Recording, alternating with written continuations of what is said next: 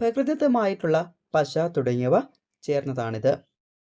മനുഷ്യ ശരീരത്തിലെ എല്ലാ ഭാഗങ്ങൾക്കും സമാനമായ ഘടന നൽകി താന്ത്രിക വിധിപ്രകാരം പ്രാണപ്രതിഷ്ഠ നടത്തിയിട്ടുണ്ട്. ക്ഷേത്രത്തിലെ ഉപദേവതകൾ. ബാലഗണപതി. ശ്രീ പാർവതി ദേവിയുടെ മടിയിലിരിക്കുന്ന രൂപത്തിലുള്ള ഗണപതിയെ ഇവിടെ പ്രതിഷ്ഠിച്ചിരിക്കുന്നു. ചെറിയ കുട്ടിയുടെ രൂപത്തിലുള്ള ബാലഗണപതി സങ്കല്പമാണിത്. പരമശിവൻ. ക്ഷേത്രത്തിലെ സ്വയംഭൂവായ ശിവലിംഗം വളർന്നുകൊണ്ടിരിക്കുന്നു എന്നാണ് വിശ്വാസം. വർഷം മുഴുവൻ പൂത്തു നിൽക്കുന്ന ഒരു കൊന്നമരത്തിൻ്റെ തണലിൽ സ്ഥിതി ചെയ്യുന്ന ഈ ശിവലിംഗത്തിന് പ്രത്യേക ക്ഷേത്രമില്ല. ശിവരാത്രി, ധനുമാസ തിരുവാതിര ദിവസങ്ങളിൽ ഇവിടെ പ്രത്യേക പൂജകൾ നടക്കുന്നുണ്ട്.